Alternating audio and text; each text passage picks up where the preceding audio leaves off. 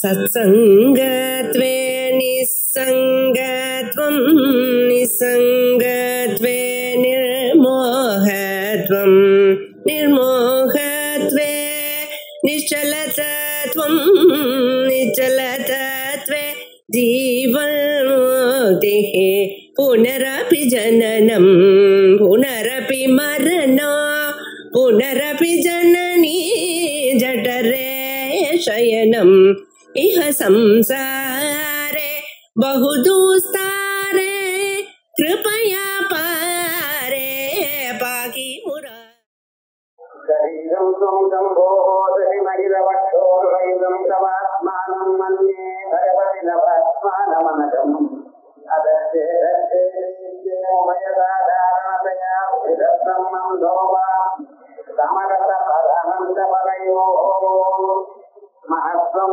व्योमस्वं मरुदति मरुद्रारभिरति स्वमापस्वं भूमिः स्वहि परिणतायां नहि वरं त्वमेव स्वात्मानं परिणमयितुं विश्वौपुषः चिदानन्दाकारं शिवयुतिभावेन विभृते இரண்டு ஸ்லோகங்கள் நேற்று பார்த்தோம்.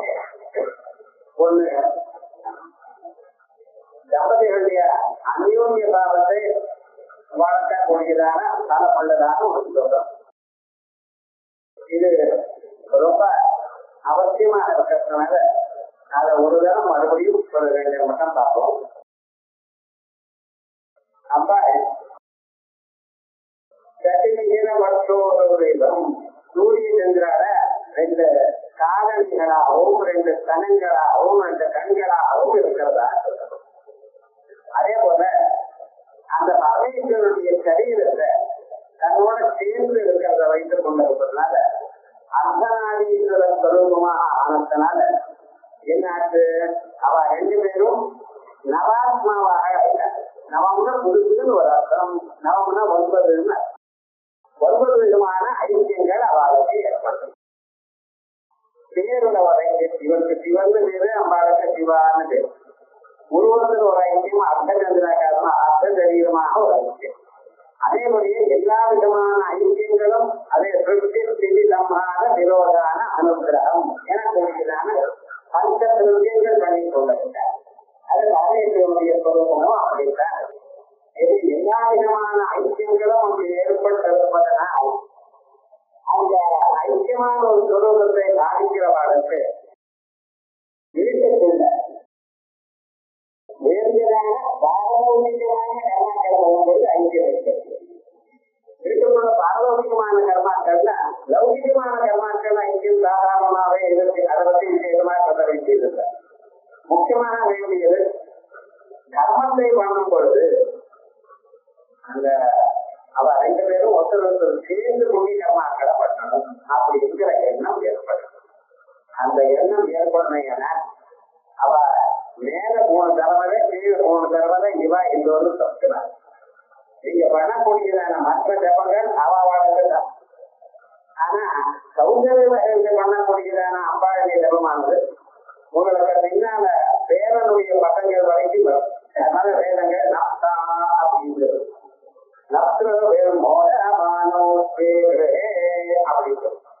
அப்படியே நப்து விதி பேரவைகளுக்கு பட்டங்கள் அவளுடைய ஒரு வாழ்நாள் அவளுடைய சேமத்தையும் நீங்க கண்களால பார்த்து ரொம்ப இருந்ததுலதா அவ சௌக்கியமா இருந்ததுக்கா நம்ம பசங்க சௌக்கியமா இருக்காங்க ஒரு சந்தோஷம். நம்மளை விட உயர்ந்த நிலையில வாழ்க்காக சந்தோஷம்.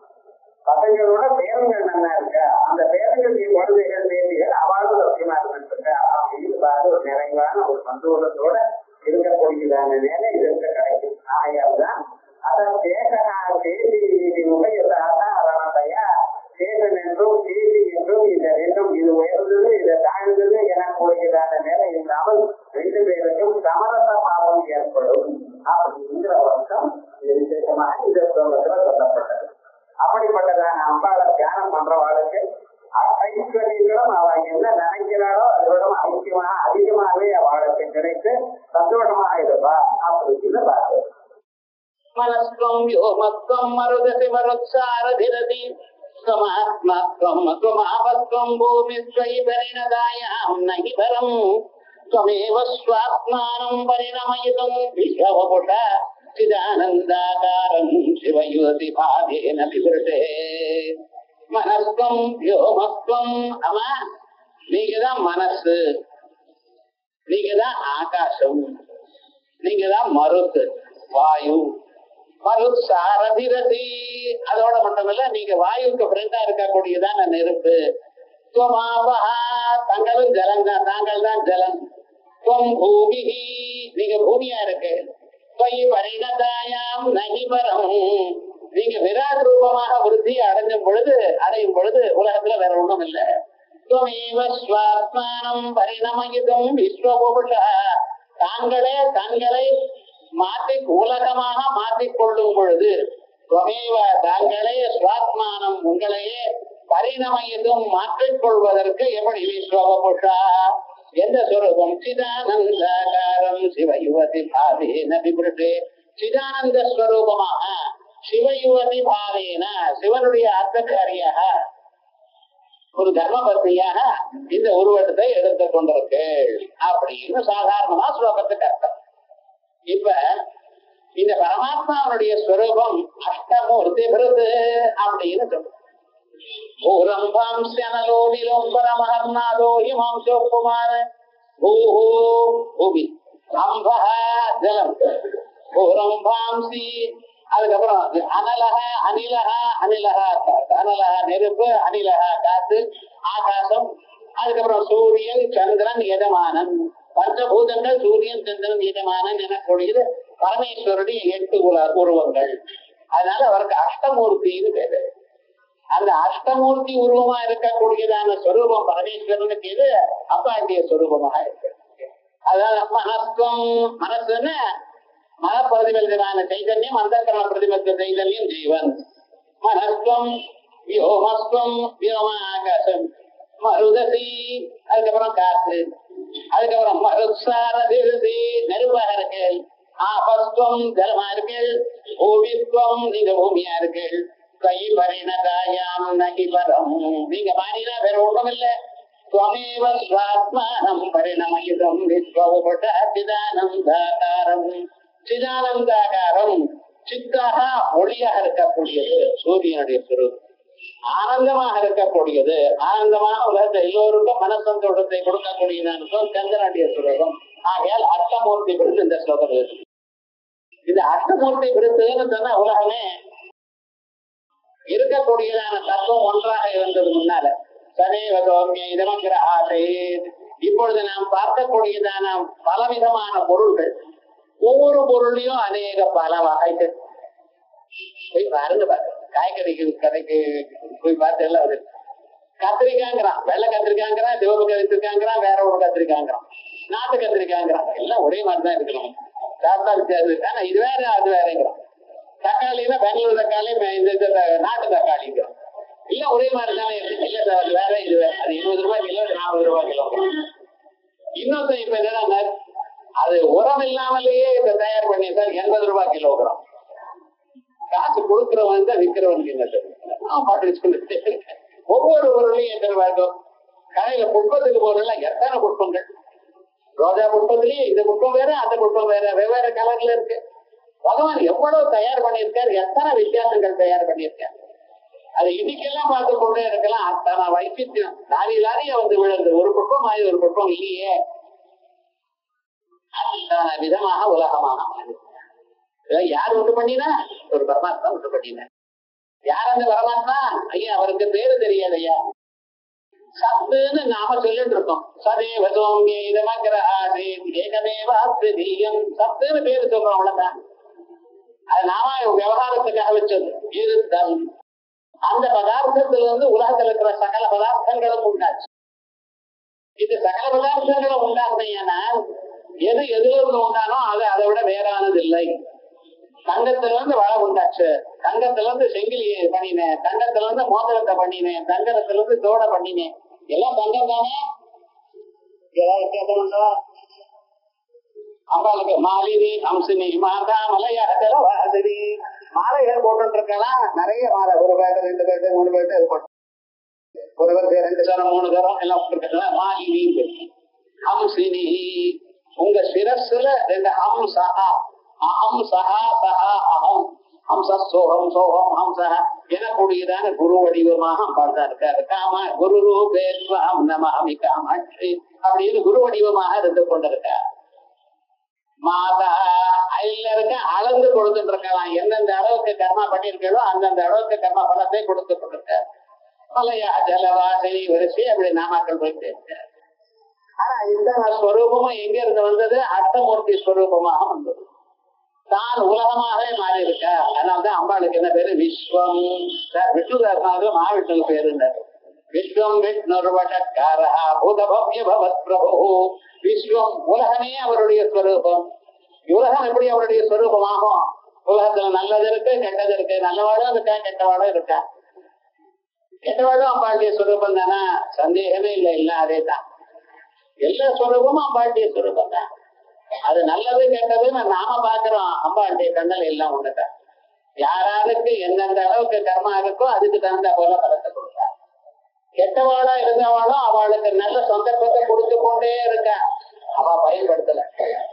காலம் இருந்து தூக்க கலக்கிறதுல மாணி வெள்ள எடுத்த கண்ணதிலிருந்து பாத்திரத்தை குடிச்சுட்டு இருக்கா. எதற்காக? பால் வந்துருக்கு. அந்த பாத்திரத்துக்கு மேல இது மூடி திறக்கல, ராத்திரி மூடி வச்சிருக்க. அவனும் அவனா அப்படியே ஊத்தினான். முதல்ல பால்லாம் கீழே பண்ணிட்டு அப்படிதான் பண்ணிட்டு இருக்கோம். அம்பாளுடைய அனுகிரகம் பரிபூர்ணமா இருக்கு நமக்கெல்லாம். இருந்த போதிலும் நாம் அதை பெற்றுக் கொள்வதில்லை. சரியான சந்தர்ப்பத்துல விநியோகம் படுத்திக் கொள்வதில்லை. 3 வேளை சந்தியாவதனம் பண்ணுங்கோ, காயத்ரி மந்திரம் சொல்லுங்கோ, ராமநாமாவை சொல்லுங்கோ, எத்தனை சொல்லியிருக்கேன். பண்றோமா? கிடையாது. வேற ஒண்ணு அது பண்ணணும் இது பண்ணணும்னு சொல்ல. சுத்துவலை கேட்டு ஒரு நமஸ்காரம் பண்ணி ஒரு சௌந்தர்ய ஸ்லோகத்தை சொல்லலாமோ இல்லையோ. அஷ்டைஸ்வரியங்கள் வந்து சேருமே. அதோட இல்ல, சத்சங்கம் தானா வந்து சேரும். சத்சங்கம் தானா கிடைக்காது, நம்ம தேடி போகணும். பகவான தியானம் பண்ணினா சத்துக்கள் தானா வருவார். நம்ம யார் எது சொன்னாலும் அந்த வார்த்தை, அந்த சத்து சொல்லக்கூடியதான வார்த்தையில மதிப்பு உண்டு. அந்த வார்த்தையாக நம்ம மனசுல தைக்க நல்ல வழிக்கு வந்துருவோம். இதுக்கெல்லாம் என்ன வேணும்? இவனுக்கு புண்ணியம் வேணும். இவனுக்கு இந்த அம்பாளுடைய ஸ்வரூபம் வேணும். ஆகையால் தான் உலகமெல்லாம் தானா மாறினான். தேளாகவும் பாம்பாகவும் எறும்பாகவும் அம்பாள் தான் மாறினான். அதனால இது வருஷத்தை அது காலத்தையும் நினைக்காதீங்க. எல்லாமே அதே ஸ்வரூபம் தான். ஆனா அந்த ஸ்வரூபம் எப்படி வேணும் என்று பார்க்கணும். அதை எப்படி நாம் நம்ம வாழ்க்கையில பயன்படுத்தி கொள்ளணும் என்கிறத பார்க்கணும். அதுக்கு மனசுல கொஞ்சம் பக்திய வர வேண்டும். ஆகையால் தான் அம்பாள் விஸ்வரூபமும் விஸ்வரூபாஜாகரணி அப்படின்னு விஸ்வம் உலகமாகவே வடிவமா இருக்க. உலகமாக தான் மாறி இருக்க. உலகமாக மாறி இருக்குன்னா உலகம்னா என்னது? உலகம்னா இந்த 5 பூதங்கள் தான். ஏதாவது ஒரு பொருள் எடுத்துங்க, அந்த பொருள்ல இந்த 5 பூதத்துல ஒண்ணு இல்லாத ஒண்ணு சொல்ல முடியும் உங்களால? இந்த டேபிள் வெறும் மரம் பூமியில இருந்து வச்ச பூமி தான். நீங்க தீர்த்தத்தை சாப்பிடலாம், தீர்த்தம் ஒரு பூதம். தங்கத்தை போட்டதுல தங்கமானது தைஜசம். நெய்யை சாப்பிடல, அந்த நெய்யானது தைஜசம். அதனால நெய்யை சாப்பிட்டா உஷ்ணம் ஜாஸ்தியா இருக்கு. அப்படி லோகத்துல எந்தெந்த ஒரு பொருளா இருந்தாலும் இந்த 5 பூதங்கள்ல ஒண்ணு இருந்துதான் ஆகணும். உங்களுடைய சரீரமே பஞ்சபூதாத்மிகம். இந்த ரத்தம், மாம்சம் இவைகள்லாம் அதுக்கு பதில் இந்த பூமியில இருந்து வந்து நிறைய சாப்பிடலாம், நிறைய உண்டாகும். மாம்சம் ஜாஸ்தியா.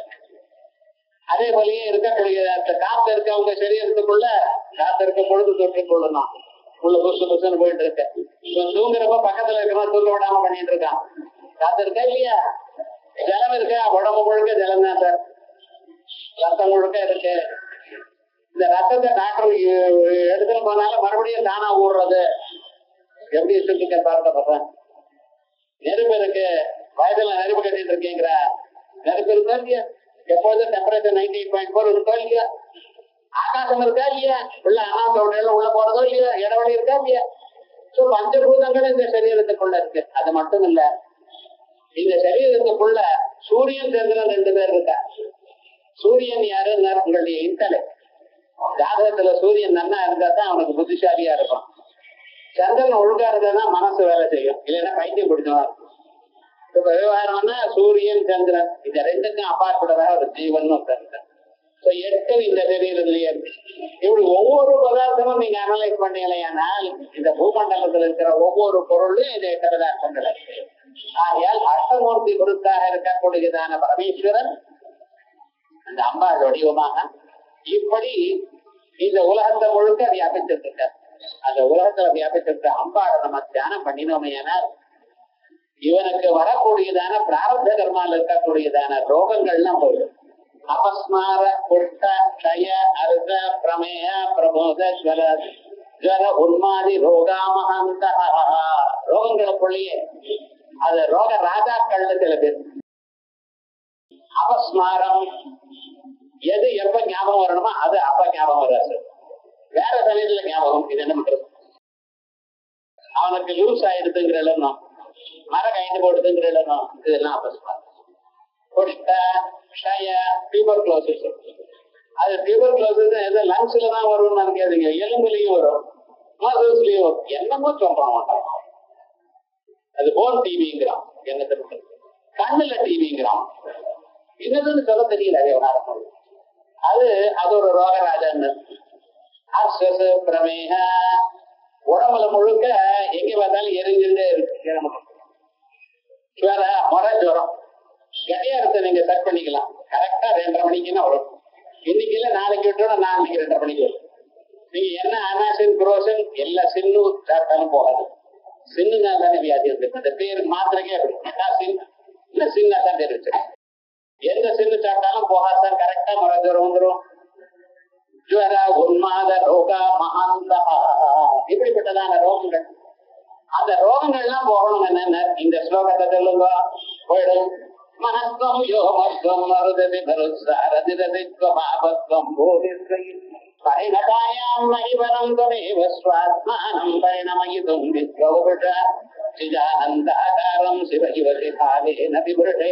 ஆத்மான பிரபஞ்சத்தையும் 5 பூதங்களாக இருக்கக்கூடியதான ஸ்வரூபத்தையும் சூரியச்சந்திர ஸ்வரூபமா இருக்கக்கூடியதான ஸ்வரூபத்தையும் சிதானந்தாகாரம் அறிவு ரூபமாகவும் ஆனந்த ரூபமாகவும் மனோ நிறைவாக இருக்கிற ரூபமாகவும் அம்மா பரமேஸ்வரி சிவயுவதி பாவேன விபுருஷே சிவயுவதி ஸ்வரூபமாக தாங்கள் இந்த உருவத்தை எடுத்துக் கொண்டிருக்கீர்கள். தரணிமயீம் தருணிமயீம் பவனமயீம் ககன தகனஹோத்ருமயீம் அம்புமயீம் இந்துமயீம் அம்பா மனதம்பமாதிமாமீட்சே அப்படின்னு 3 கவி இந்த விசேஷமாக இந்த ஸ்வரூபத்தை அம்பாளுடைய அஷ்டமூர்த்தி ஸ்வரூபத்தை சொல்ற. தரணிமயீம் பூமியாகவும் தரணிமயீம் நெருப்பாகவும் பவனமய் வாயுவாகவும் பவனமயீம் ஜலமாவது நெருப்பாகவும் ககன ககன ஹோத்ருமயீம் ககனம் ஆகாசம் ககனம் நெருப்பு இந்த வழியாகவும் ஹோத்ருமயீம் போதாவான ஜீவனாகவும்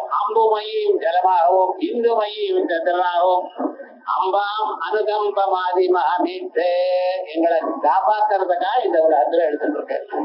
உலகத்துல இருக்கக்கூடியதான பஞ்சபூதங்களும் சூரியனும் சந்திரனும் அத்தனையும் இந்த ஜீவனை முன்னுக்கு கொண்டு வரணுங்கிறதுக்காகத்தான் வந்தது.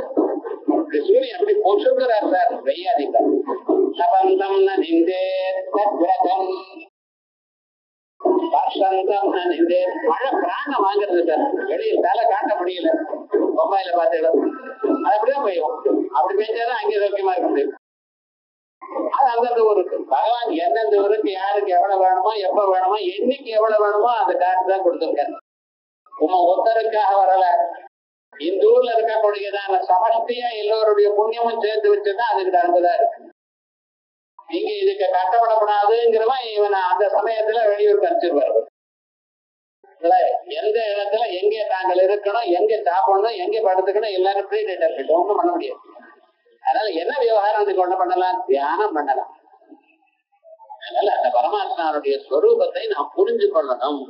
அந்த புரிந்து கொள்ளக்கூடியதான ஸ்வரூபம் தான் இது அப்படின்னு சொல்லி ரோக நிவர்த்திக்கு இந்த ஸ்லோகம் தினந்தோறும் இந்த ஸ்லோகத்தை ஒரு 10 தரம் சொல்லி பாயசத்தை பகவானுக்கு நிவேதனம் பண்ணினேடையான எப்படிப்பட்டதான ரோகமா இருந்தாலும் சரி அது கரெக்டா 40 நாள்ல குறைஞ்சு போயிடும்.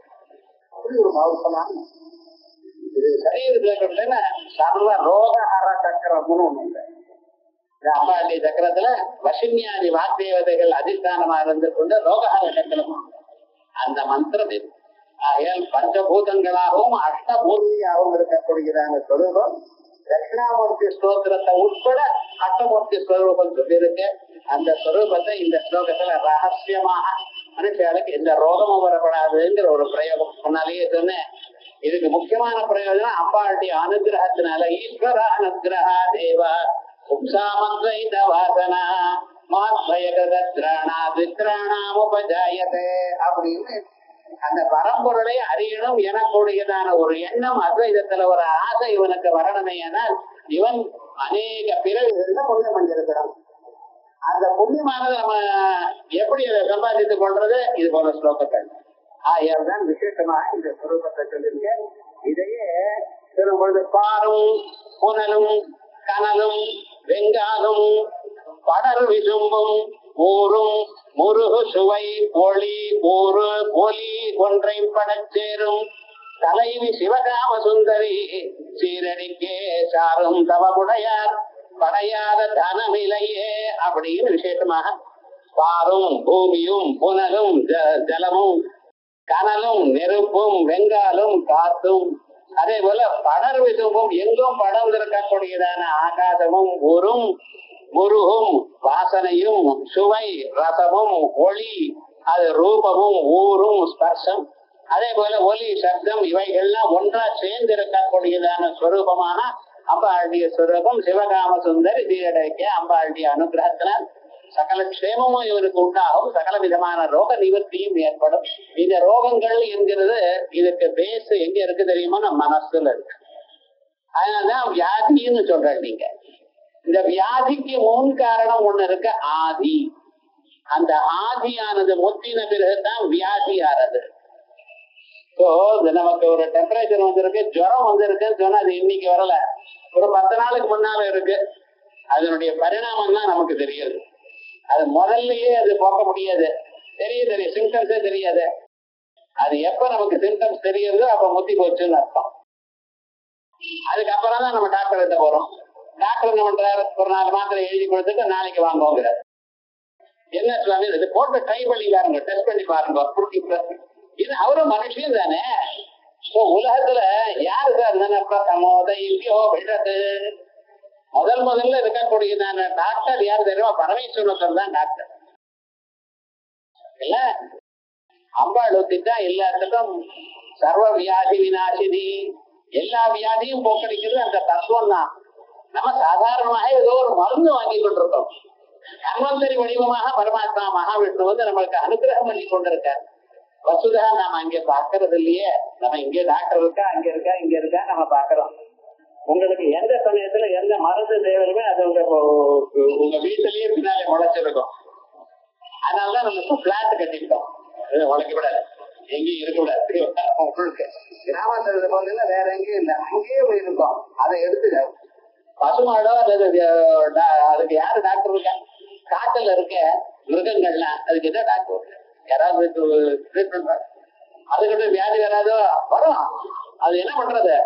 அங்கேயே போகும். அதுக்கு மனசுல தோணும், அதை மட்டும் சாப்பிடும். இதெல்லாம் நிறைய டாக்டர் அந்த இலையை மட்டும் சாப்பிட போய் பார்த்ததுக்கு அடுத்த நாள் கிளீனா போயிடுது சார். நாம என்ன பண்றோம்? வியாதி ஜாஸ்தியா இருக்குன்னு அது வேற இது வேற சாப்பிடும். டாக்டர் பத்தியமா இருக்கிறது இல்ல. அதனால உபவாசம் லங்கனம் தான் பரம விட்டதும் தெரியல நமக்கு. எல்லாத்தை விட இது போல தியானத்தை பண்ணோமையானால், இந்த மனசை நிறுத்தி இது போல ஸ்லோகங்களை சொன்னோமையானால் என்ன பண்றது? இந்த ஸ்லோகம் ஆக்சுவலா என்ன பண்றதுன்னு கொஞ்சம் யோசனை பண்ணுங்க. இதுல நிறைய ஸ்லோகம்னு சப்தம் இருக்கு. மனஸ்வம், யோமஸ்வம், மருதசி மருத்சாரதுவே பிரமாபஸ்வம், பூமி ஸ்வயி பரிணதாயம். ஸ்வகாரம் எத்தனை தரம் வந்திருப்பாரு? ஸ்வமேவா. இதுதான் முக்கியம். இந்த ஸ்வாஸ்வான்னு வரக்கூடியதான சொல்லு இருக்கு. இதை நீங்க சொல்லும் பொழுது தகார வகாரங்கள் தாங்கிறது நாக்கு நுனி. வான்னு சொன்னா கீழ் வந்து மேல் பல்வரிசையை தொடரணும். வான்னு சொல்றத இந்த துவா துவான்னு நீங்க சொல்ல சொல்ல என்ன ஆயிடுதுன்னு சரீரத்துக்குள்ள இருக்கக்கூடியதான மனசுக்கு செல்லக்கூடியதான நாடிகள்ல அசையாமல் ஒரு நிற்கிறது. அப்ப மனசுல இருக்கக்கூடியதான ஈர பசையானது கொஞ்சம் காஞ்சு போகும். அப்ப அதுல இருக்கக்கூடியதான பாபங்கள்லாம் நடந்துருது. அந்த வியாதிக்கு வரக்கூடியதான பதார்த்தங்கள் தானா போயிடும். பிராணாயாமம் பண்ணுவோம்னு சொல்லுவாங்க. இந்த பிராணாயாமம் பண்ணினா என்ன ஆறுது? இந்த காத்து இருக்க காத்த தப்புடிச்சு மனசு உள்ள வச்சோம்னா அந்த லங்ஸ்ல இருக்கக்கூடியதான பாகம் ஈரப்பசை கொஞ்சம் குறையும். ஈரப்பசை குறைஞ்சதுமே அதுல ஒட்டிட்டு இருக்கிற பதார்த்தங்கள்லாம் தானா கீழே விழுந்துடும். அதுக்காக தான்